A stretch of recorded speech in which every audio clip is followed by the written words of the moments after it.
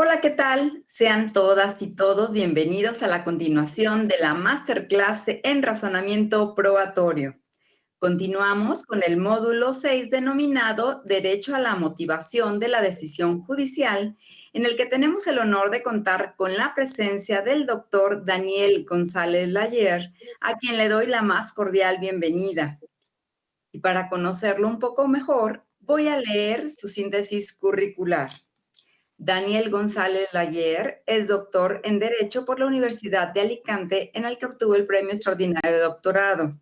Es catedrático de Filosofía del Derecho de la Universidad de Alicante, profesor de las materias Lógica y Argumentación Jurídica y Argumentación en Materia de Hechos en el Máster de Argumentación Jurídica de la Universidad de Alicante. Es profesor de la materia Motivación y Razonamiento Probatorio en el Máster de Razonamiento Probatorio de la Universidad de Girona. Profesor visitante de la Universidad degli Studi di Génova y profesor visitante de la Universidad Austral de Chile. Es investigador en la Cátedra de Cultura Jurídica de la Universidad de Girona. También es secretario de la revista Doxa, Cuadernos de Filosofía del Derecho y miembro del Consejo Editor y asesor de varias revistas.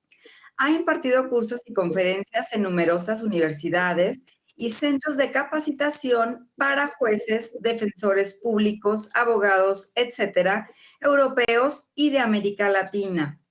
Es autor de los libros Acción y Norma en George Henrik von Wright, 1995, George Henrik von Wright y los conceptos básicos del derecho en el 2001, Las paradojas de la acción, 2001, Quaestio Facti, ensayo sobre prueba, casualidad y acción, 2005, Emociones, responsabilidad y derecho, 2009, A la sombra de Hume, un balance crítico del intento de la neuroética de fundamentar la moral, 2018, y Emociones y sentimentalismo sobre las emociones y las decisiones judiciales en 2020.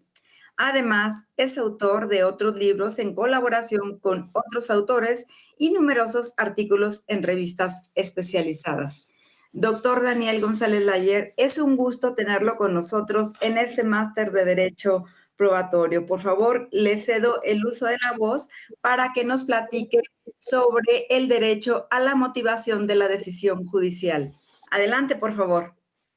Muchas gracias. Quisiera comenzar saludando a todos los presentes, a todos los asistentes a esta masterclass y agradecerles su participación, su asistencia y sobre todo también quisiera agradecer a la Escuela Judicial Electoral del Tribunal Electoral del Poder Judicial de la Federación la oportunidad que me brinda de estar aquí con ustedes discutiendo algunas cuestiones que son tanto de su interés como del mío, pudiendo así intercambiar ideas y opiniones sobre estos temas. Como ha indicado la presentadora, mi tarea en la universidad, mi profesión en la universidad es ser profesor de filosofía del derecho. Y los filósofos del derecho siempre estamos buscando materias en las que podamos vincular, tender puentes entre la filosofía por un lado y el derecho por otro, convencidos de que hay muchos temas jurídicos, muchos problemas jurídicos que se pueden beneficiar de algunas de las aportaciones de la filosofía, aunque en la dirección contraria también ocurre con mucha frecuencia. Hay muchos problemas filosóficos que quedarían más claros con un poco más de espíritu jurídico. Uno de los temas donde a mí me parece que es importante y relevante la relación entre filósofos y juristas es precisamente el de la teoría de la prueba y la motivación en particular de los hechos, la motivación de las decisiones judiciales sobre la premisa fáctica del silogismo judicial. Y por eso he escogido como título para mi presentación en este momento el de algunas aportaciones de la filosofía, de la filosofía en general a la teoría de la prueba y la motivación de los hechos. Quisiera empezar matizando un poco el alcance de la exposición que en esta primera hora voy a presentar. Cuando digo algunas aportaciones de la filosofía, me refiero a las que a mí me han parecido en este momento más relevantes para luego empezar a construir el módulo que a continuación tendremos que desarrollar. Pero hay muchas otras aportaciones hechas por muchos otros compañeros míos, algunos de ellos han pasado ya por estas pantallas y son exactamente igual de relevantes que las que yo pueda presentar ahora, aunque yo no me refiera a ellas por imposibilidad de referirme a todas. La segunda precisión es a propósito del concepto de filosofía. Cuando hablo de filosofía lo estoy haciendo en un sentido muy amplio, en el que incluyo tanto el método filosófico como la filosofía en general o distintas ramas de ella, como la epistemología o la lógica o la ontología, o también incluso la filosofía del derecho, como una rama a medio camino entre ambas disciplinas. Y por último, la tercera precisión, antes de empezar con el contenido ya directamente de la sesión, sería clasificar un poco qué tipo de aportaciones, a qué tipo de aportaciones es a las que me quiero referir. Yo aquí voy a tratar, en primer lugar, unas aportaciones que podríamos llamar de tipo conceptual. Me parece que la filosofía ha prestado especial atención al análisis de los conceptos, pensando que a través de ese rigor conceptual en el uso de las palabras uno puede acabar solucionando o disolviendo algunos problemas. Así que una primera parte trataré de mostrar por qué es importante prestar atención a las teorías conceptuales y a las definiciones para desarrollar una buena teoría de la prueba y sobre todo también para la motivación de los hechos. En segundo lugar, me referiré a un conjunto de aportaciones que tienen que ver con la teoría de la argumentación. Trataré de justificar por qué la argumentación en general y la argumentación jurídica y la lógica también son importantes para la motivación de la premisa fáctica del silogismo judicial. Y por último me referiré a las aportaciones que me parece que puede hacer la epistemología, o algunas aportaciones que creo que pueden venir del lado de esta rama de la filosofía que llamamos epistemología y que se ocupa de determinar cuáles son los modos de justificar nuestras creencias. Este es un poco el esquema entonces de lo que quisiera comenzar a hablarles ahora mismo. Comencemos entonces con la primera parte, la que tiene que ver con estas aportaciones conceptuales. Como les digo, la filosofía siempre ha estado muy atenta a tratar de precisar con claridad el significado de las palabras que usa para desarrollar sus distintas teorías, sus distintas hipótesis, sus distintas elaboraciones intelectuales. Pero en especial hay una rama de la filosofía analítica, que se puede caracterizar sobre todo por su método. Un método que consiste en prestar mucha atención a la manera como hablamos, a la manera como usamos nosotros los conceptos, pensando que partir de, en primer lugar, la determinación del modo de hablar usual, de cómo normalmente en el lenguaje ordinario usamos esos conceptos, y luego someter a ese primer análisis a un análisis más de tipo lógico, tratando de precisar todavía más el concepto, de resolver contradicciones, etc. Este tipo de método, según la filosofía analítica, puede ayudarnos a resolver muchos problemas que en realidad son pseudodiscusiones o pseudoproblemas originados por un uso inadecuado de los conceptos. Y a mí me parece que esto ocurre en buena medida en el ámbito de la teoría de la prueba. Y voy a tratar de poner tres ejemplos de por qué los conceptos y una buena clarificación de algunos conceptos es importante para la teoría de la prueba y para la motivación de los hechos. El primero de estos ejemplos tiene que ver con el concepto de hecho. Este claramente es un concepto central para la teoría de la prueba. El objeto de la prueba, podríamos decir, al menos de una manera intuitiva, son los hechos o tiene que ver con los hechos. Algo tiene que ver la prueba con los hechos. Sin embargo, el concepto de hecho no ha sido apenas tratado por los juristas. Uno puede encontrar entre los juristas un intento de esclarecer qué quiere decir hecho jurídico, el concepto de hecho jurídico. Y vienen a decir, hecho jurídico es todo aquel hecho que le resulta relevante al derecho y a partir del cual se extraen consecuencias jurídicas. Pero esta definición no nos sirve para aclarar qué es un hecho. Esta definición pone el acento en la idea de que es un hecho jurídico. Está más preocupada por esclarecer el adjetivo que el sustantivo, por esclarecer qué es lo que hace que los hechos sean jurídicos. El otro tipo de aproximación de los juristas al concepto de hecho tampoco nos resulta útil para una teoría de la prueba porque parte de contraponer el concepto de hecho al concepto de acción. Definen los hechos como aquello que no son acciones, distinguen entre aquello que nos sucede, y esos son los hechos, y aquello que nosotros hacemos, y eso son las acciones y las omisiones. Pero es evidente que para la teoría de la prueba el concepto de hecho tiene que ser más general. Cuando hablamos de la prueba de los hechos nos referimos tanto a fenómenos ajenos a la voluntad humana como a las propias acciones y omisiones de los seres humanos, de que necesitaríamos un concepto más general. En mi opinión, es muy difícil encontrar este concepto entre los juristas, incluyendo ahí los filósofos del derecho. Pero en filosofía, en cambio, es un concepto que sí que la filosofía general, es un concepto que sí que ha sido objeto de muchas discusiones. Tampoco hay entre los filósofos una noción unánime de qué es un hecho. Al contrario, hay muchas propuestas distintas. Pero hay una de esas propuestas muy sencilla, pero que a mí me parece especialmente aclaratoria para su transposición a una teoría de la prueba en el derecho. Es la teoría que sostiene que los hechos son un tipo de acontecimientos. Bertrand Russell me parece que es uno de los que con más claridad desarrollan esta noción de hecho como acontecimiento. Russell lo que nos dice, Bertrand Russell, este filósofo analítico, por cierto, lo que nos dice es que un hecho es aquello que hace que nuestras creencias sean verdaderas o falsas. Les leo muy brevemente una aproximación que hace este autor para que vean a qué me refiero. Russell dice, cuando hablo de un hecho, no me propongo alcanzar una definición exacta, sino una mera aproximación, me refiero a aquello que hace verdadera o falsa a una proposición. Si digo está lloviendo, lo que digo será verdadero en unas determinadas condiciones atmosféricas y falso en otras. Las condiciones atmosféricas que hacen que mi enunciado sea verdadero o falso, según el caso, constituyen lo que yo llamaría un hecho. Si digo Sócrates está muerto, mi enunciado será verdadero debido a un cierto suceso fisiológico que hace siglos tuvo lugar en Atenas. Es decir, aquí termina la cita, lo que nos propone Russell es en realidad que distingamos, por un lado, el mundo, la realidad, como queramos llamarlo, y por otro lado, el pensamiento. Nosotros, obviamente el pensamiento forma parte del mundo también, pero nosotros nos vemos a nosotros mismos como seres que observan y reflexionan sobre el mundo. Y hacemos entonces una inmediata distinción entre la realidad y nosotros observadores de la realidad a través de nuestro pensamiento. Entonces Russell nos dice, distingamos entre el mundo, la realidad por un lado, y el pensamiento por el otro lado.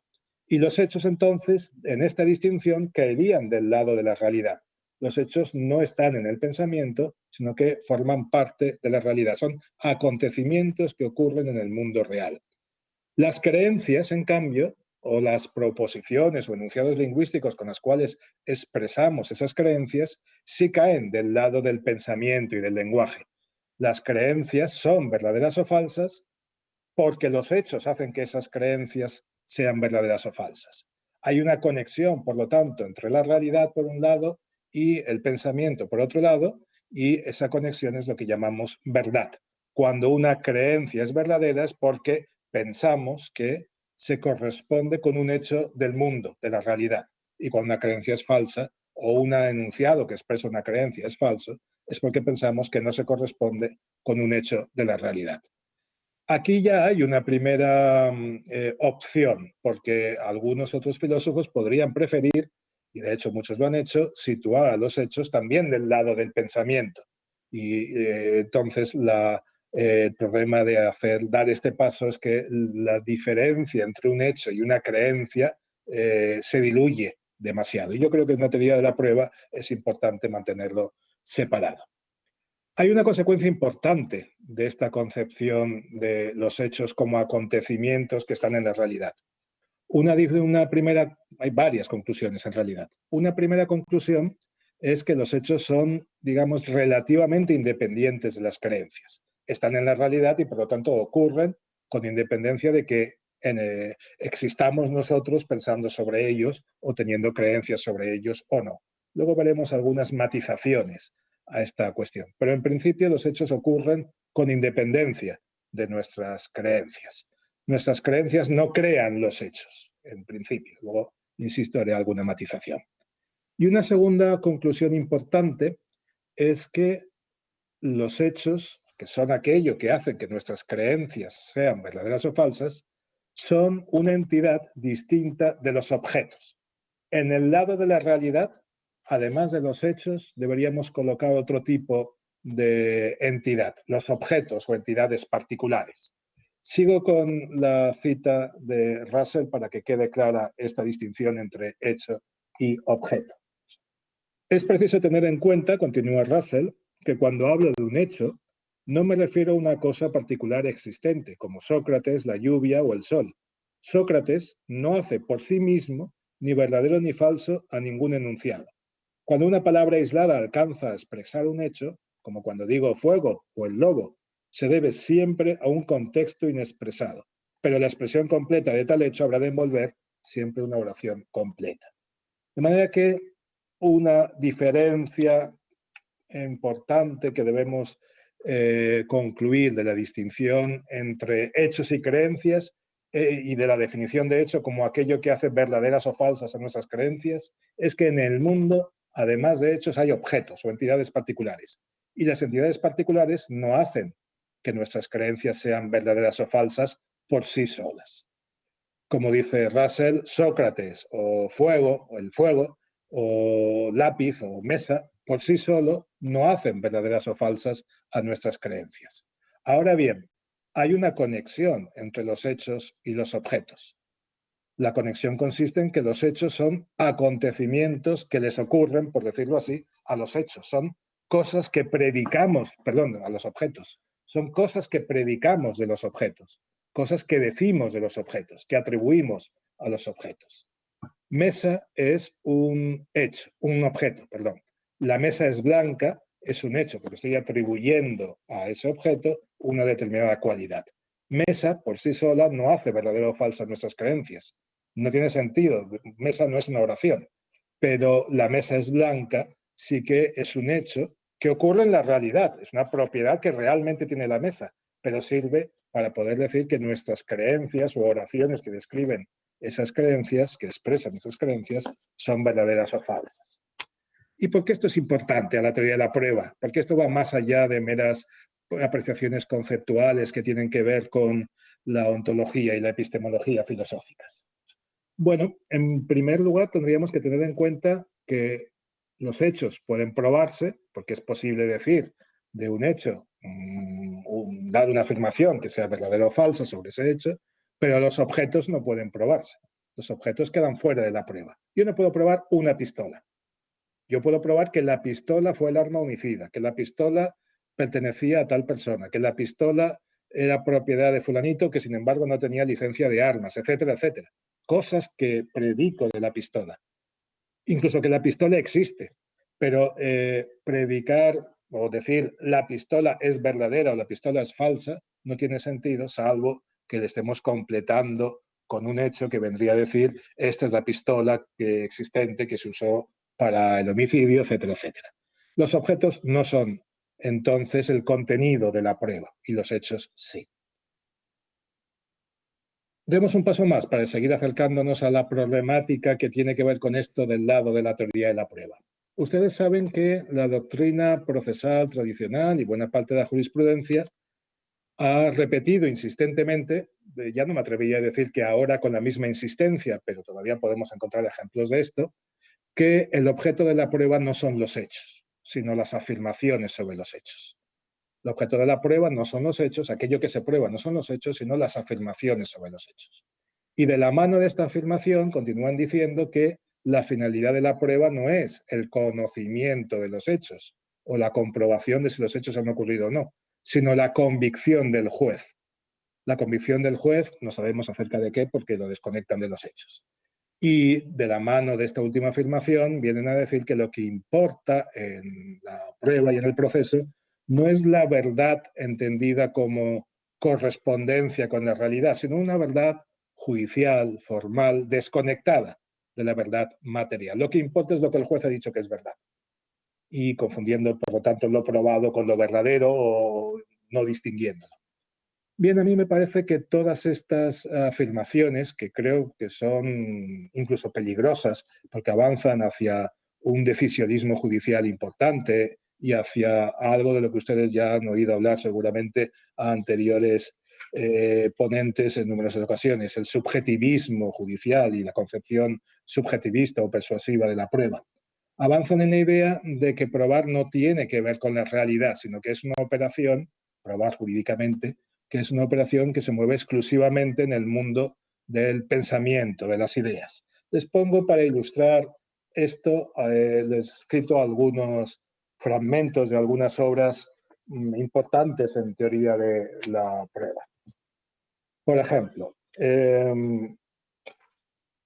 José María Asencio Mellado, es un catedrático muy reconocido aquí en España, también de Alicante, dice que opina que el objeto de la prueba está constituido no por los hechos en sí, los cuales son o no son, y en consecuencia, a decir de Serra, no requieren ser probados, siendo así que además los hechos se caracterizan por ser fenómenos exteriores ya acontecidos, no presenciados por tanto por el juez, ni susceptibles de volver a acaecer. El objeto de la prueba viene determinado por las afirmaciones que respecto de tales hechos realizan las partes. Un párrafo difícil de entender. La primera parte está diciendo que el objeto de la prueba no son los hechos, porque los hechos quedan fuera del proceso, el juez no los ha visto, no se pueden volver a repetir en el proceso, por lo tanto no pueden ser objeto de prueba ni de conocimiento. La segunda parte lo que dice es el objeto de la prueba es el convencimiento del juez sobre las afirmaciones. Pero claro, si las afirmaciones las estamos desconectando de la realidad, de los hechos, entonces no sabemos qué es lo que puede provocar el convencimiento o sobre qué versa realmente el convencimiento del juez.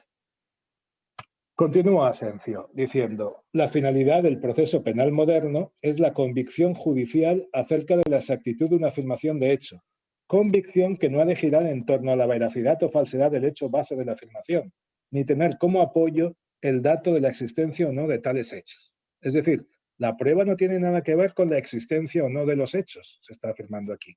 La prueba tiene que ver simplemente con la convicción sobre esos hechos. Escojo este párrafo, pero creo que hay muchos, lamentablemente, muchos ejemplos que repiten esta idea, aunque luego no la llevan a la práctica, porque es imposible que esta idea se lleve a la práctica y que uno seriamente actúe pensando que cuando prueba, eso no tiene nada que ver con prueba algo, no está diciendo nada acerca de la realidad. Manuel Miranda Estrampe es un gran procesalista y jurista, pero afirmó también, el hecho como fenómeno exterior al hombre existe o no en la realidad extraprocesal con independencia del resultado de la prueba. En cambio, las afirmaciones que las partes realizan en el marco del proceso en relación a tales hechos sí son susceptibles de demostración de su exactitud. De nuevo, los hechos no se pueden demostrar porque están fuera del proceso, pero las afirmaciones sí. Pero Manuel Miranda recurre a un ejemplo de otro gran procesalista, Serra Domínguez, que es el que inició un poco esta tesis de que lo que se prueban son las afirmaciones y no los hechos, de la cual se extraen muchas consecuencias escépticas acerca de que por medio de la prueba judicial uno pueda adquirir conocimiento sobre la realidad, sobre qué hechos realmente ocurrieron. El ejemplo es el siguiente.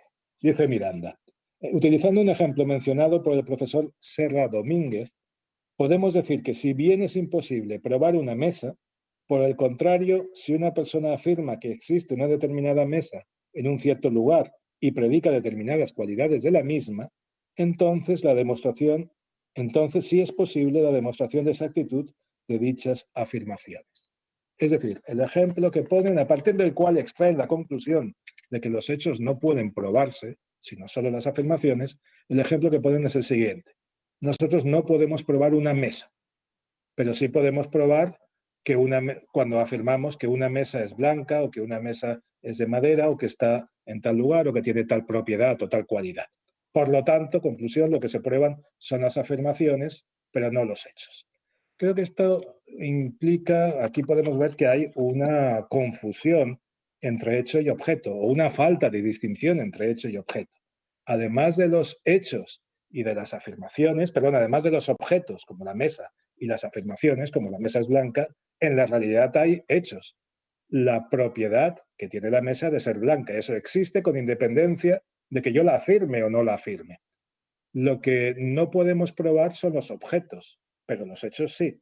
Lo que nos está diciendo Serra es una conclusión de no distinguir entre hecho y objeto. Cuando él dice no podemos probar una mesa, por lo tanto los hechos no se pueden probar, en realidad deberíamos decirle, bueno, es que una mesa no es un hecho, es un objeto. Pero que la mesa es blanca no es solo una afirmación, es algo que ocurre también en la realidad. Me parece que este es un ejemplo de cómo el análisis conceptual a propósito de los conceptos que están involucrados en las actividades que realizamos a la hora de probar puede disolver algunas cuestiones, algunas discusiones, algunas teorías que en realidad no parecen bien planteadas por falta de rigor conceptual.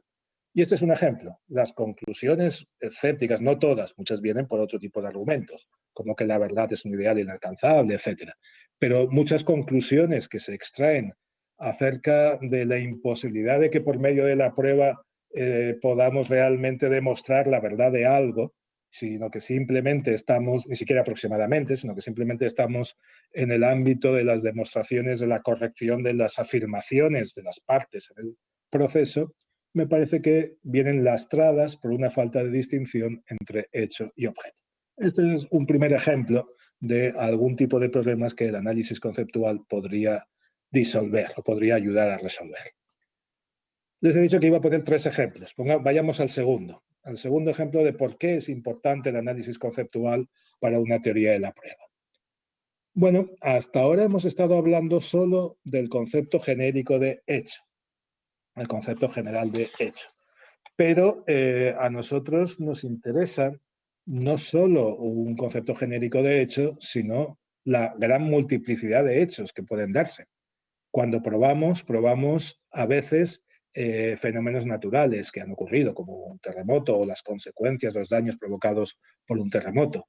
Otras veces tenemos que probar acciones, a veces acciones intencionales, otras veces acciones no intencionales, para la cual tenemos que probar un estado mental como es la intención. Otras veces tenemos que probar omisiones, que es algo más complejo porque aquí claramente no hay una distinción entre lo que es el hecho y lo que es el derecho. Una omisión es un hecho consistente en no hacer algo que deberíamos haber hecho. Por lo tanto, necesitamos probar la existencia de ciertos deberes para poder hablar de omisiones, cosa que no ocurre con otro tipo de hechos. Luego tenemos la necesidad de probar en ocasiones emociones, cuando hablamos de agravantes de carácter emocional, como el machismo o el racismo, o atenuantes de carácter emocional, como el arrepentimiento espontáneo o el arrebato o obcecación. Otras veces tenemos que probar relaciones de causalidad, que es un tipo de hecho muy peculiar. La relación que existe de causalidad entre un fenómeno y otro, entre lo que llamamos causa y lo que llamamos efecto. La gran variedad de hechos a los que nos enfrentamos es enorme. Y hay un problema que genera esta variedad de hechos. Y es que cada tipo de hecho debería ser definido de una manera exacta para poder determinar si realmente hemos probado ese tipo de hecho o no. Me explico con un ejemplo. En España hace algunos años, en los años 80 en realidad, apareció un nuevo tipo de enfermedad. No les voy a hablar del coronavirus, pero de otra enfermedad, lo llamaron el síndrome tóxico. Era también una neumonía muy agresiva eh, y totalmente desconocida. Esa agresividad y las características de esa neumonía no se conocían hasta ese momento. No se sabía cuál era la causa de esa enfermedad. Y hubo varias hipótesis. Algunas hipótesis pensaban que debía ser algún tipo de experimento militar químico que había desarrollado Estados Unidos en una base militar que había en España, otros que algún tipo de radiación, de algún experimento nuclear. Hubo varias hipótesis distintas. Pero poco a poco se dieron dando cuenta de que el mapa de España, donde aparecían esta nueva enfermedad, donde aparecían casos de esa nueva enfermedad, coincidía con el mapa de la distribución de un tipo de aceite fabricado con la semilla de la colza, que se había detectado que se estaba vendiendo sin autorización por parte de las autoridades sanitarias. Se fabricaba a partir de la semilla de la colza un aceite a precio muy inferior al aceite de girasol o al aceite de oliva y se iba por unos camiones vendiendo por los pueblos este aceite y no había autorización para el consumo humano. La única autorización que disponía esta empresa, que lo distribuía de esta manera, era como lubricante de maquinaria agrícola. Y sin embargo se estaba consumiendo y se dieron cuenta de que parece que había algún tipo de asociación entre la ingestión de aceite de colza y esta enfermedad que llamaron el síndrome tóxico. Pero los hechos que pudieron comprobarse fueron los siguientes. Todo aquel que había enfermado, todo aquel que tenía los síntomas del síndrome tóxico, había consumido aceite de colza, había consumido este aceite adulterado. Pero no todos los que habían consumido aceite de colza habían desarrollado la enfermedad. Es decir, no encontraron ni un solo caso de enfermo de síndrome tóxico que no hubiera consumido aceite de colza. Todos habían consumido aceite de colza.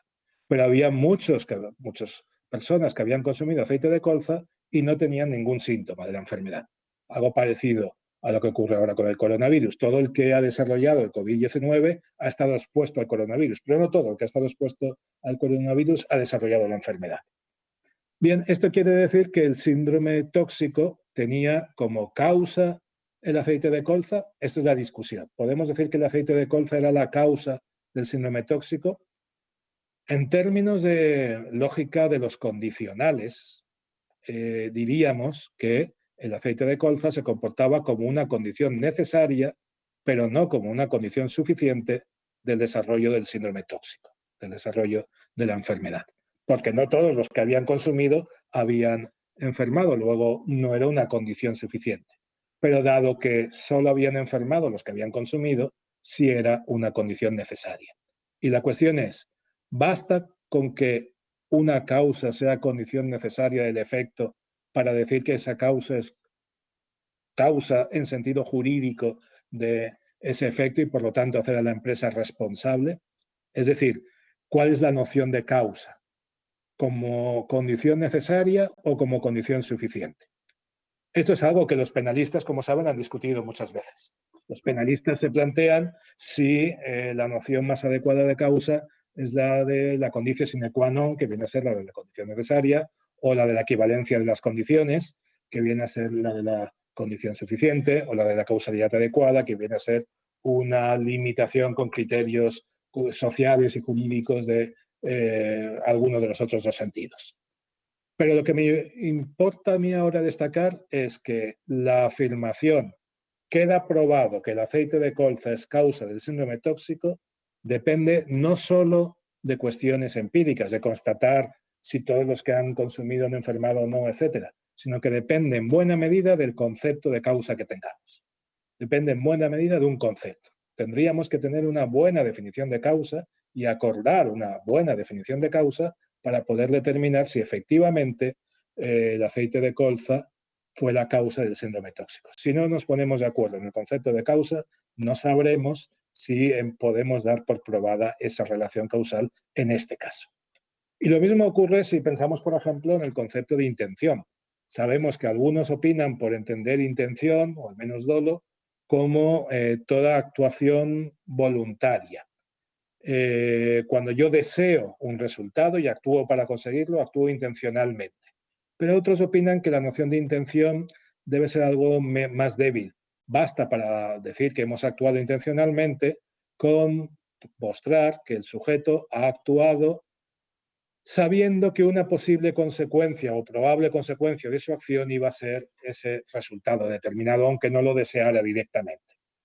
Deseo como conocimiento, perdón, intención como voluntad o intención como conocimiento de la probabilidad de resultado. Son las dos opciones conceptuales que quiero plantearles. Pues bien, una afirmación como Pedro mató a Juan intencionalmente dependerá del concepto de intención que estemos asumiendo. Y me podrán decir, bueno, Daniel aquí está descubriendo la calificación jurídica, cosa que todos ya conocemos, ya sabemos, y que esto es importante, pero esto ya no es prueba, me dirán. Esto es un paso posterior, una vez que ya tenemos probados los hechos.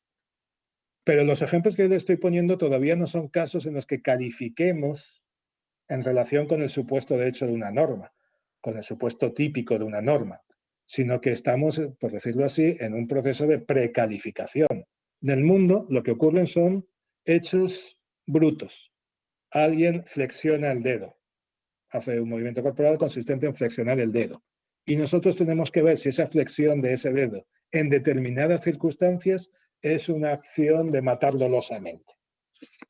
matar dolosamente ya es el resultado de una calificación, pero desde la flexión del dedo de alguien sujetando una pistola hasta la atribución de la acción matar dolosamente, tenemos en primer lugar que determinar si este es un caso de disparar. Tenemos que determinar si ahí hay una acción voluntaria o meramente ese es un movimiento reflejo. Tenemos que determinar si esa acción voluntaria es realmente intencional o es voluntaria pero no intencional. Ya veremos que hay acciones voluntarias no intencionales. Tenemos que determinar muchas cosas previamente a hacer la calificación. Y cada uno de esos pasos que tenemos que ir dando para ir acercándonos a la última subsunción, la calificación, la subsunción en el supuesto de hecho, cada uno de esos pasos requiere tener un concepto. Concepto de acción voluntaria, concepto de acción intencional. Si no tenemos esos conceptos, no podemos ir preparando el camino a la calificación jurídica. Lo que quiero decir es que la prueba no es solo prueba de hechos brutos, sino de hechos interpretados. De hechos interpretados a partir de nuestros conceptos. Por eso les decía al principio que había que hacer alguna matización a esta idea de Russell de que los hechos son totalmente independientes de nuestras creencias. No son totalmente independientes de nuestros conceptos. ¿Qué verdades hay en el mundo? Como decía Jesús Mosterín, depende de qué conceptos usamos. Cambiando la definición de causa, es verdad o está probado que el aceite de colza causó el síndrome tóxico o no lo está. Y esto es algo todavía previo a la calificación jurídica. La calificación jurídica nos dirá si al haber distribuido el aceite y causado el síndrome tóxico, entonces aquí tendremos que sancionar como una acción de dolo eventual o con un dolo directo, tendremos que ir mirando la calificación. Pero previamente en la calificación, en cuestiones que podríamos llamar de prueba o de interpretación, como quieran llamarlo, me da igual el nombre, pero uno de los argumentos que tenemos que construir importantes en el derecho tienen que ver con conceptos. Luego, sin determinar, sin aclarar cuáles son esos conceptos, conceptos al menos relativos a lo que podríamos llamar el ABC de la responsabilidad, el concepto de acción, el de intención, el de omisión, de relación causal, quizá también el de omisión. Sin tener claros esos conceptos, entonces es difícil que podamos superar problemas de prueba con un mínimo de complejidad. La prueba no es solo una cuestión empírica, es una cuestión también conceptual e interpretativa. Este es el segundo ejemplo de por qué los conceptos son importantes para el derecho, para la prueba en particular y la motivación en particular. Y por lo tanto, frente a la opinión de muchos alumnos en mis clases que me dicen, pero es que todo esto es muy teórico, la mejor respuesta es decirles, una buena definición, una buena teoría conceptual es algo muy práctico, porque uno no puede llegar a probar algo, por ejemplo, si no tiene una buena teoría conceptual. De la misma manera que no puede interpretar una norma si no tiene una buena teoría de la interpretación. Así que no hay nada más práctico que una buena teoría. Y en este caso me refiero a teorías de tipo conceptual. Tercer ejemplo. El tercer ejemplo de la importancia de los conceptos, antes de pasar a qué puede aportar la argumentación jurídica.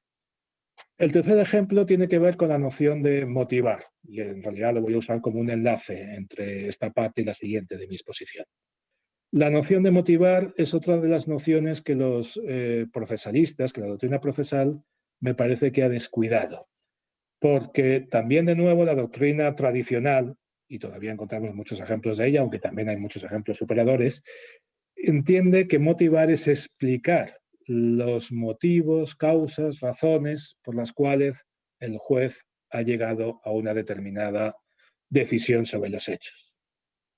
Incluso se afirma que motivar debe consistir en que el juez nos describa los procesos psicológicos, el íter mental, se dice a veces, que ha desarrollado para llegar a esa conclusión. Pero a mí me parece que es de nuevo importante distinguir dos nociones de motivos o de razones. Un sentido explicativo y un sentido justificativo de la palabra razón o de la palabra motivo. Carlos Nino, un gran jurista, lamentablemente fallecido hace muchos años de manera muy joven, ponía un ejemplo muy clarificador para mostrar esta ambigüedad del concepto de razón o del concepto de motivo. Él decía la siguiente frase: la razón por la que Pedro mató a su madre es que quería heredar, pero esta no es una razón para matar a nadie. La razón por la que Pedro mató a su madre es que quería heredar, pero esta no es una razón para matar a nadie. Bueno, ¿en qué quedamos? ¿Es o no es una razón? En la misma frase está diciendo que lo es y que no lo es. Y donde pone razón podríamos poner motivo. Lo que ocurre no es que haya aquí una contradicción en esta frase, sino que la palabra razón tiene dos significados distintos. La primera vez que aparece, la razón por la que lo mató es que quería heredar, está usada en sentido explicativo. Lo que explica que la matara es esto. Lo que a él se le ocurrió y que le pareció que era un motivo suficiente para matarla es lo que no, es esta razón explicativa. Cuando se dice que esto no es una razón para matar a nadie, se está usando la palabra razón en un sentido justificativo, evaluativo. Así que la palabra razón, como la palabra motivo, podemos usarla para entender aquello que explica por qué ha ocurrido determinado acontecimiento, por qué se ha tomado determinada decisión, o aquello que trata de justificar esa decisión, aquello que trata de mostrar que esa decisión es correcta. Y cuando hablamos de motivación judicial, de los hechos o de la premisa normativa, en realidad, si lo que queremos es evaluar si el argumento es correcto o no, lo que nos interesan son las razones y los motivos en sentido justificativo y no en sentido explicativo. Si lo que quiero evaluar es la corrección de la motivación, entendida esta como un argumento, entonces lo que me importa es que el juez me diga por qué cree que hay razones jurídicas o epistemológicas o del tipo que sea para asumir que esa es la respuesta correcta. Y no quiero que me diga si decidió en contra del acusado porque era una persona racista y el acusado era de color, o porque era una persona machista, o por lo que fuera. Porque esas razones explicativas me servirán para juzgar al juez, pero no a su decisión. Si yo critico la decisión porque me parece que el juez es un mal juez, que se deja llevar por motivos psicológicos que no corresponden, entonces estoy incurriendo en una falacia, la falacia ad hominem, que consiste en criticar a la persona en lugar de a su opinión. Si lo que quiero es criticar su opinión, lo que tengo que hacer es centrarme en las razones justificativas. Así que lo que le tenemos que pedir a los jueces es que nos digan cuáles son las razones que en su opinión justifican esa decisión. Ojalá las razones que para ellos justifican la decisión son las que además explican su decisión. Entonces tenemos al juez ideal, el que se deja guiar exclusivamente por las razones, aquel en el que coinciden las razones explicativas y las razones justificativas. Pero si no coinciden y lo que nos importa es la corrección del argumento, tenemos que mirar solo las razones justificativas. Así que motivar no consiste en explicar las razones que de hecho llevaron al juez a tomar una decisión, salvo que éstas coincidieran con las razones que la justifican. Motivar una decisión consiste en que el juez racionalice su decisión a posteriori, incluso una vez ya tomada, que la racionalice para mostrarnos que esa decisión es justificada, con argumentos que todos podamos aceptar. Que a Newton le cayera una manzana en la cabeza explica que descubriera la teoría de la gravedad, su ocurrencia respecto a la teoría de la gravedad. Pero si quiere justificar que la teoría de la gravedad es correcta y hay que aceptarla, debe recurrir a otro tipo de razones que ya no son explicativas. Tiene que recurrir a decirnos que la teoría de la gravedad permite explicar acontecimientos, predecir otros acontecimientos, que permite integrarla en el conocimiento, conjunto de teorías que ya conocemos, etc. Es decir, que nos resulta útil para la ciencia. Y estas serían las razones justificativas. Que le cayera la manzana en la cabeza, si realmente le cayó, sería solo una razón explicativa, que pues, nos dice algo sobre la personalidad de Newton, pero no nos dice si su teoría es correcta o no. Pues lo mismo ocurre con las decisiones, las argumentaciones judiciales. Luego, motivar es fundamentalmente argumentar. Si argumentar consiste en seleccionar razones para mostrar que una determinada conclusión es correcta, motivar consiste en argumentar. Y esto me lleva entonces al segundo bloque de aportaciones de la filosofía a la argumentación jurídica, a la teoría de la prueba en particular. El bloque que tiene que ver con qué puede aportar la teoría de la argumentación jurídica. Bueno, yo creo que lo que puede aportar la argumentación jurídica y la lógica en general es fundamentalmente instrumentos para analizar en qué consiste la inferencia probatoria. en qué consiste el argumento que tiene que construir el juez a la hora de justificar sus decisiones, a la hora de motivar.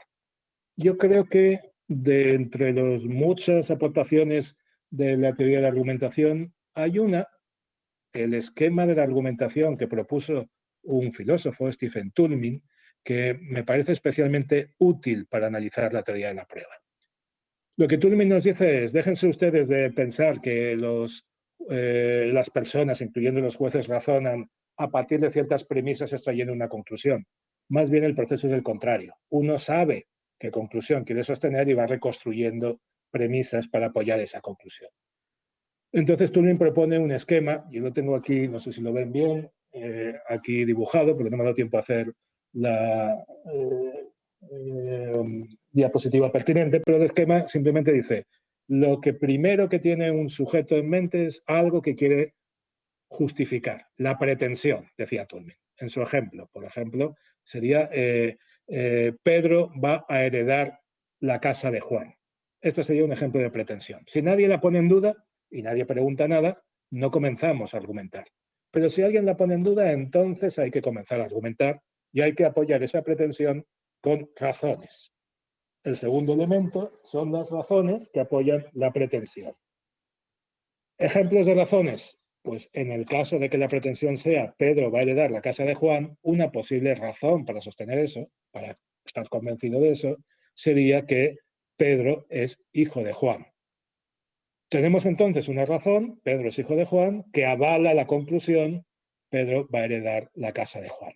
Alguien puede poner en duda entonces qué tiene que ver esa razón con esa conclusión. Es decir, ¿qué tiene que ver que Pedro sea hijo de Juan con el hecho de que Pedro vaya a heredar su casa?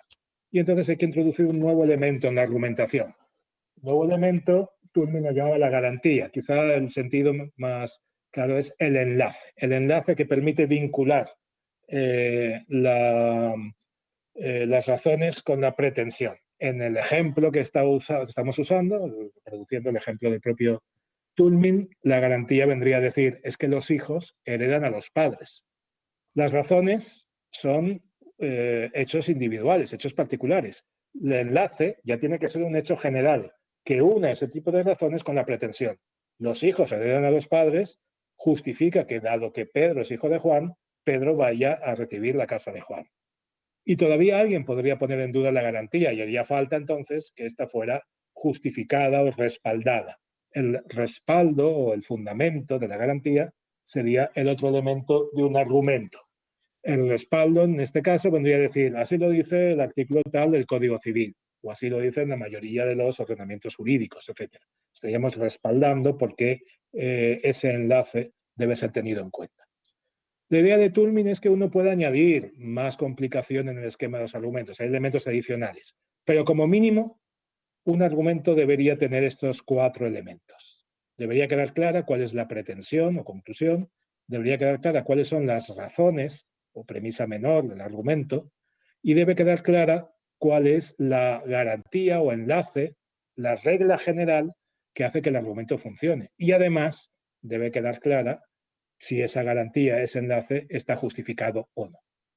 Pues bien, a mí me parece que este esquema de los argumentos es muy adecuado para reconstruir cómo funciona la inferencia probatoria, es decir, el argumento que tiene que construir el juez para demostrar su decisión sobre los hechos.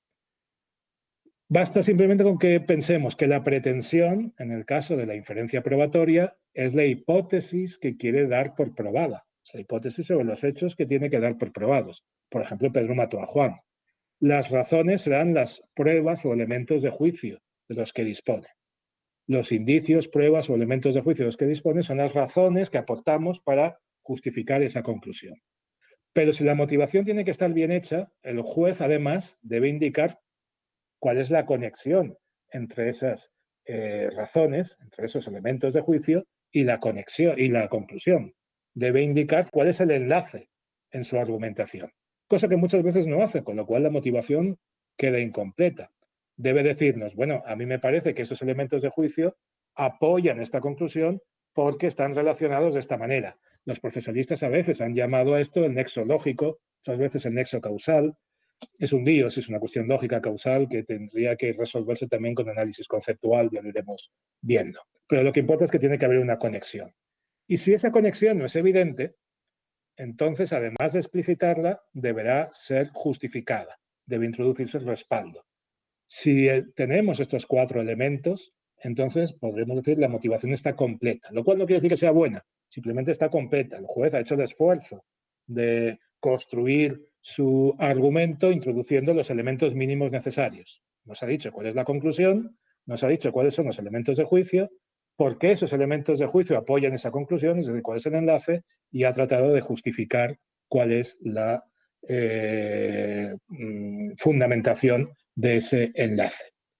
Pues bien, si nos fijamos en el elemento del enlace o la garantía, en lo que conecta los elementos de juicio con la conclusión, uno puede distinguir entre 3 tipos de enlace que a mi juicio dan lugar a 3 tipos de argumentos. A veces lo que conecta los elementos de juicio con la conclusión es una máxima de experiencia. Por máxima de experiencia entiendo una generalización empírica, el resultado de la observación de la realidad, una máxima de experiencia que puede ser de sentido común, puede haberla aprendido el juez a partir de su experiencia profesional, o puede ser de carácter técnico o científico y venir aportada por un perito, un técnico, un científico. Pero siempre se tratará de una generalización empírica de un enunciado que describe una regularidad empírica. Si me permiten compartir un momento pantalla, que creo que se puede hacer desde aquí. En la No sé parte si... doctor, Sí. aparece Donde una pone... barra del lado derecho, dice presentar ahora. Ahora, perfecto, ya lo veo. Y ahí una ventana puede ser. Sí.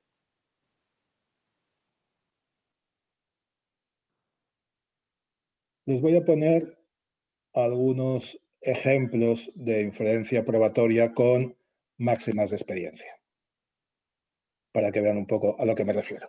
Este sería una reconstrucción, siguiendo el esquema de Toulmin, faltaría la fundamentación, de el primer tipo de inferencia probatoria, donde lo que hace la conexión entre el elemento de juicio y la conclusión es una máxima de experiencia. La conclusión a la que llegó el juez es que Juan no traficaba con droga, y la prueba que aportaba es que fue acusado por alguien a quien se le había intervenido también cierta cantidad de droga sin que luego dicha acusación fuera ratificada. Y podemos preguntarnos, ¿qué tiene que ver esto con que Juan no traficara con droga?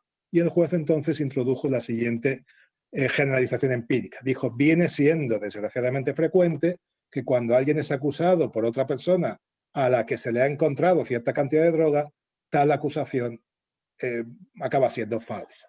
Es decir, el juez cree que en su experiencia resulta que cuando alguien acusa a otro en esas condiciones, esa acusación es falsa. Así que, utilizando esa máxima de experiencia, llega a la conclusión de que Juan no trafica con droga. El argumento por sí solo puede no ser concluyente, pero junto con otros argumentos podría ser suficiente. Si es que la máxima de experiencia está bien justificada, porque este juez no nos dijo por qué pensaba que viene siendo desgraciadamente frecuente que ocurra en esta acusación falsa en estas circunstancias.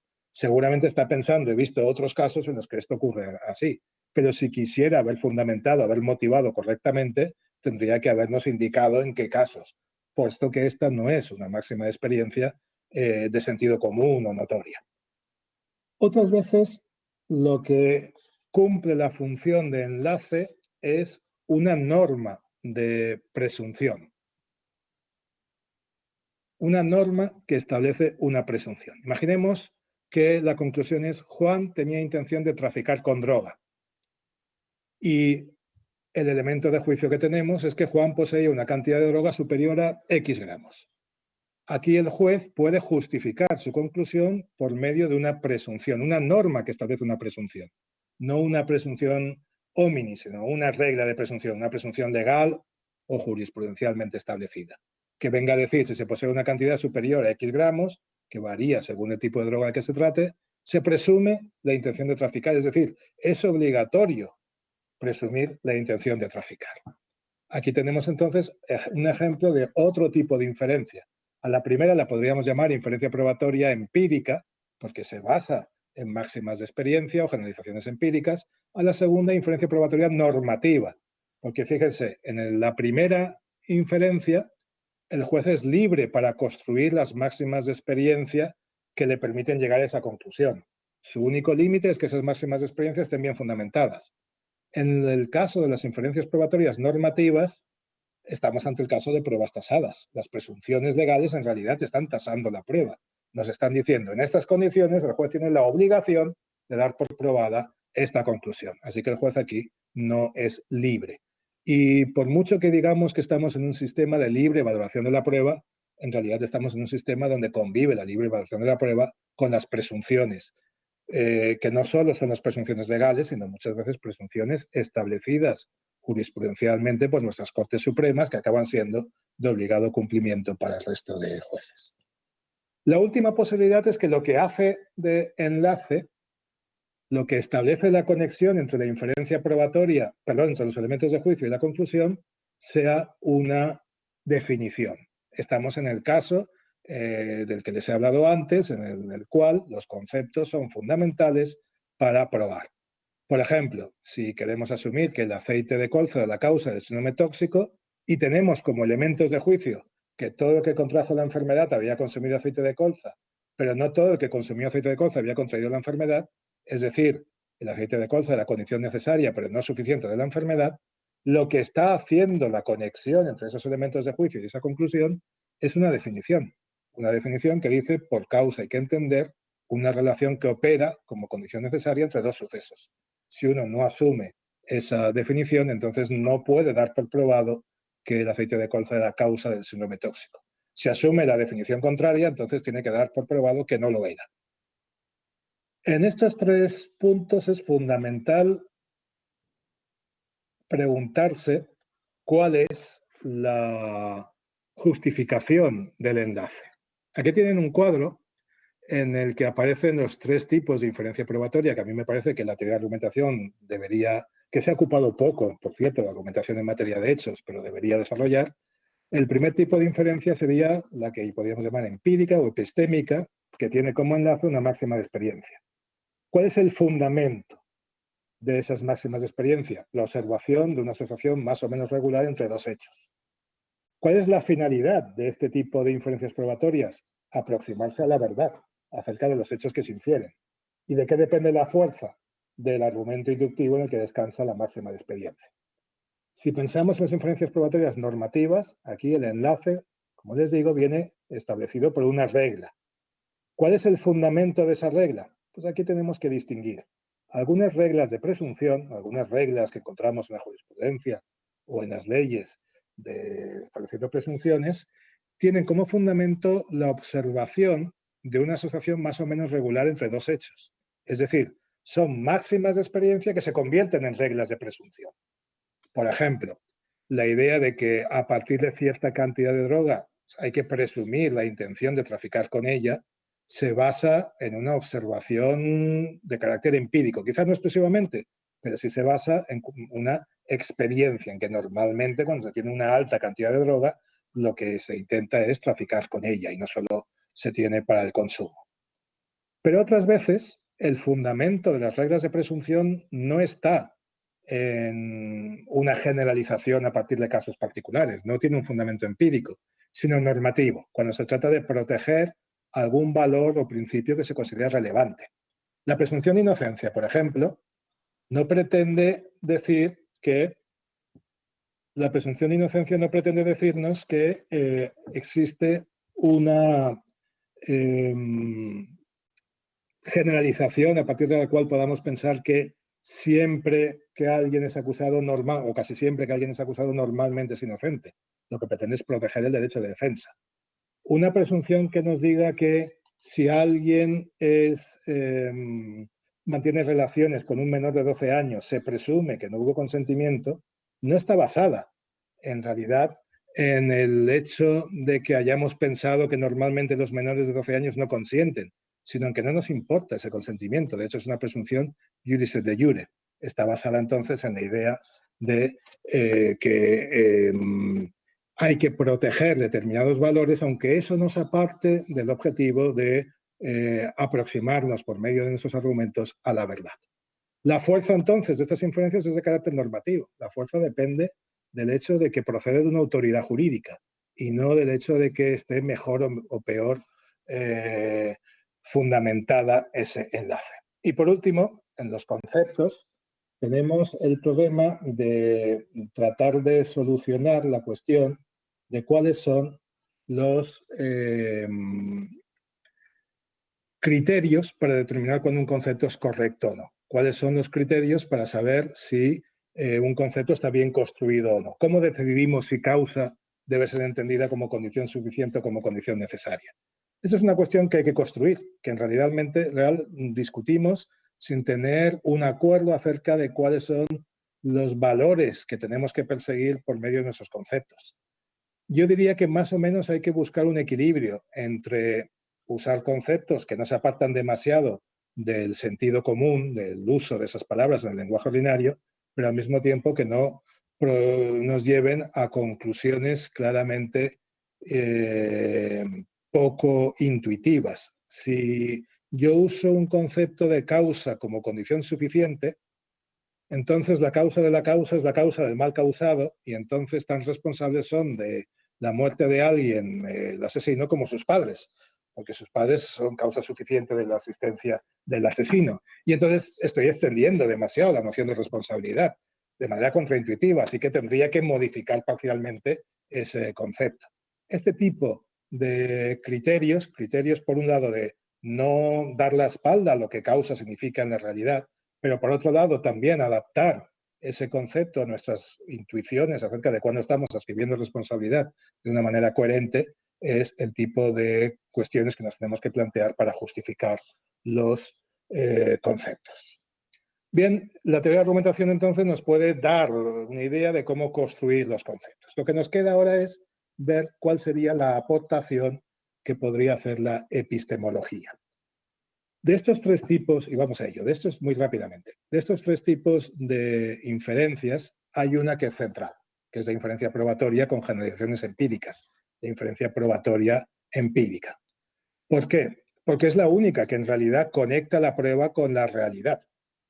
Fíjense, si yo lo pruebo todo por medio de presunciones normativas, en algún momento tendré que probar el hecho base. Una presunción normativa me dice, si P, entonces es obligatorio dar por probado Q, pero habrá que probar P.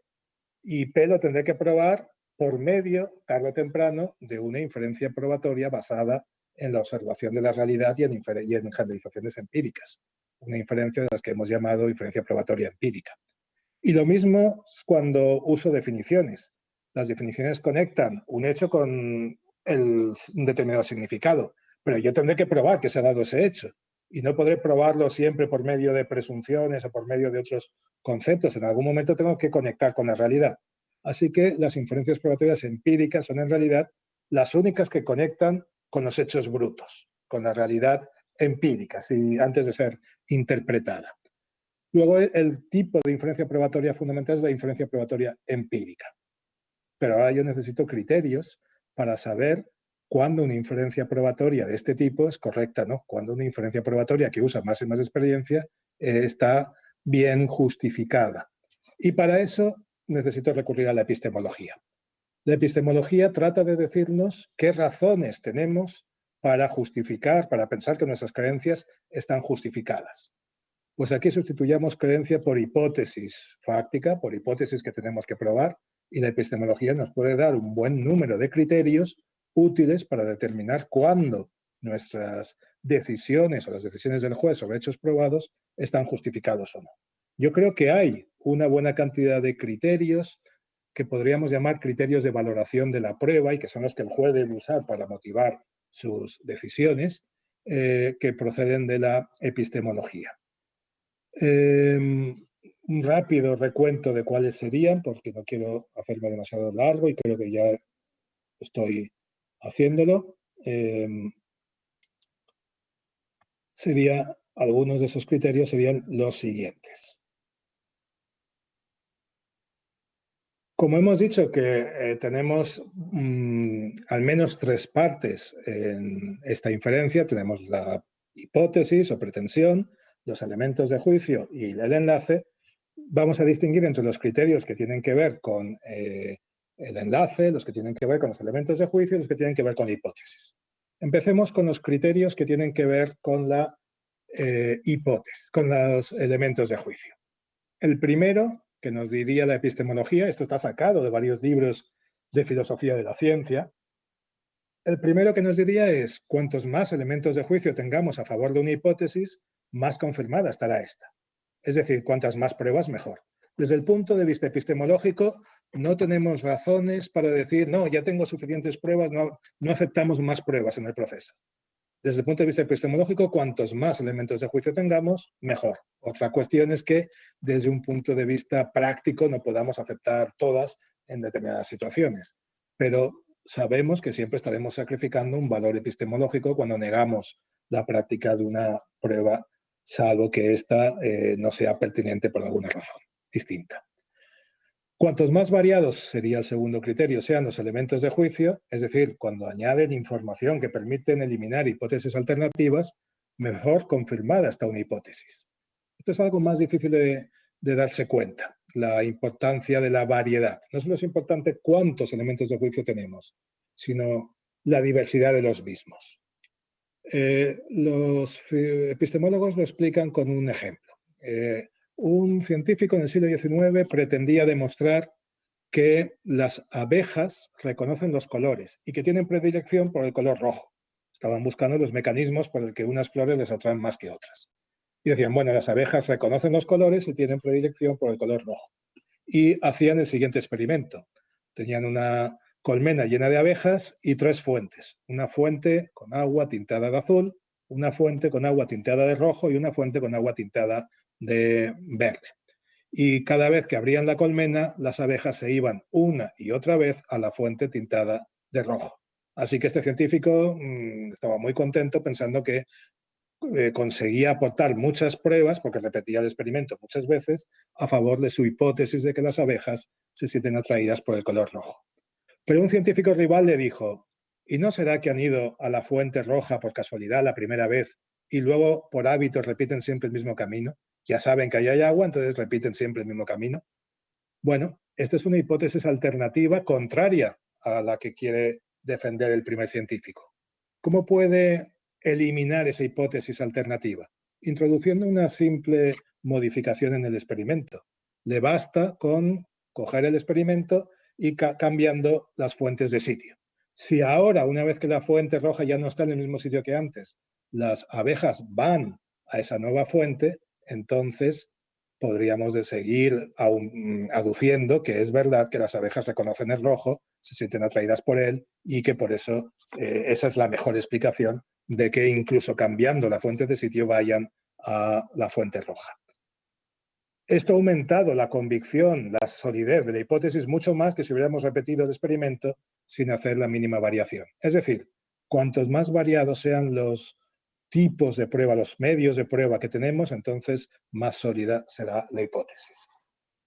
El tercer requisito que deben reunir las reglas de valoración es la pertinencia de los elementos de juicio. La pertinencia en sentido epistemológico significará, en sentido epistémico significa que haya una conexión entre los elementos de juicio y la hipótesis, una conexión por medio de esas generalizaciones empíricas. Y el cuarto elemento, la fiabilidad de los elementos de juicio. Es evidente que si lo que yo tengo son, por ejemplo, declaraciones de testigos y estas no me parecen muy creíbles o poco fiables, por ejemplo, son testigos colaboradores a cambio de beneficios procesales, entonces la conclusión de hipótesis a la que llego es menos sólida. Criterios que tienen que ver, criterios de solidez de nuestras inferencias que tienen que ver con el enlace, con las generalizaciones empíricas. Bueno, en primer lugar, cuanto más fundadas estén las máximas de experiencia en generalizaciones inductivas, más sólidas la hipótesis. Es decir, cuantos más casos haya visto yo en el que se cumple esa afirmación, esa máxima de experiencia, más sólida es la hipótesis final. Las máximas de experiencia, dicho de otra manera, tienen que venir bien justificadas en la experiencia, porque si no, son simples prejuicios. Pero además, y este es el segundo requisito, las máximas de experiencia tienen normalmente un carácter probabilístico. Dicen, si P, entonces probablemente Q. Pues el grado de probabilidad con el que si P se va a dar Q es importante también.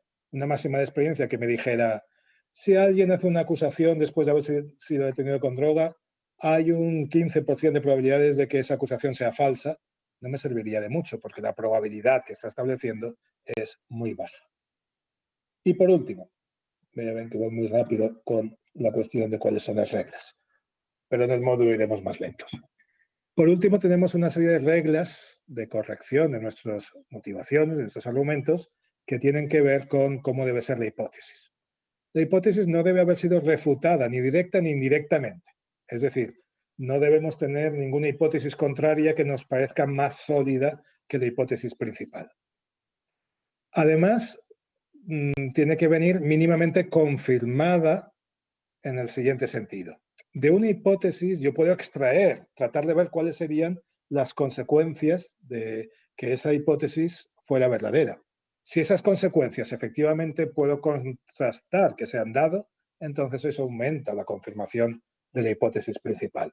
Si yo pienso que Pedro es el culpable y creo que si Pedro es el culpable tendrá una gran cantidad de droga en su casa y miro en su casa y me encuentro la droga, pues entonces nuestra hipótesis se ve confirmada en una buena medida. La coherencia, desde un punto de vista de la narración de la hipótesis, es también importante. Cuando hablamos de hipótesis no es solo una conclusión del tipo Pedro es culpable o Pedro es el asesino, sino más bien es una narración de cómo han ocurrido los hechos, de qué intenciones se han tenido, cuáles han sido los motivos, etc. Y tenemos que exigir coherencia en esta narración. La coherencia por sí sola no es suficiente para la prueba, pero es un elemento más. La hipótesis, además, debe poder explicar todos los elementos de juicio o pruebas que nos hemos encontrado. La hipótesis, además, no debe exigir que haya hechos comprobados, hechos que no han podido ser comprobados. Y, además, la hipótesis que tomamos como principal, como confirmada, debe ser más sólida que todas las hipótesis alternativas incompatibles con ellas. Es decir, cuando tenemos una hipótesis, nosotros nos encontramos con que siempre convive con otras hipótesis alternativas. Cuantas menos hipótesis alternativas tengamos, más sólida es la hipótesis principal que queremos justificar. Bien, muy rápidamente, pero más o menos hemos visto unos 12 criterios que nos servirían de diferente manera a la hora de motivar. Si todavía no hemos tomado la decisión y somos jueces, estos criterios nos pueden servir para hacer una primera preselección de cuáles son las hipótesis acerca de hechos probados que tenemos que asumir como correctas. Ya sabemos que hay algunas que tenemos que descartar porque no van a poder superar el test de estos criterios o reglas de valoración.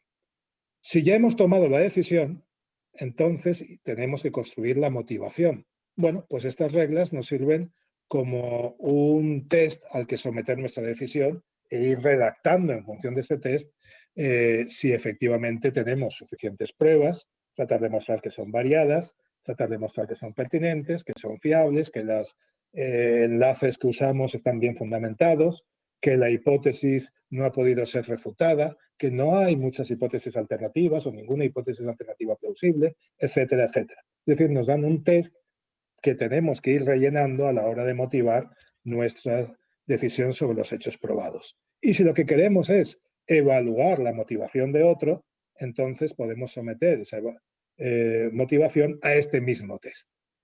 El resultado, entonces, es un conjunto de criterios que nos sirven para juzgar si una motivación está bien hecha o está mal hecha, o para realizar nosotros una motivación. Estos criterios vienen de la filosofía, de la epistemología en particular, pero no son muy distintos de los que en distintas sentencias, poco a poco, van introduciendo las Cortes Supremas, cuando van diciendo, por ejemplo, cuáles son los requisitos para la prueba, para aceptar la prueba de indicios, introducen criterios de este tipo. Son los criterios de racionalidad epistemológica y vienen aportados por la epistemología. He tratado de mostrar entonces cómo la filosofía puede dar instrumentos que nos pueden resultar muy útiles para la teoría de la prueba. Y yo creo que uno de los méritos de esta masterclass y de estas que está organizando la Escuela Judicial Electoral es precisamente darles una perspectiva interdisciplinaria. Muchas gracias a todos ustedes por su atención. Doctor, muchísimas gracias. Muy interesante este módulo. Le agradecemos el haber estado con nosotros. Gracias.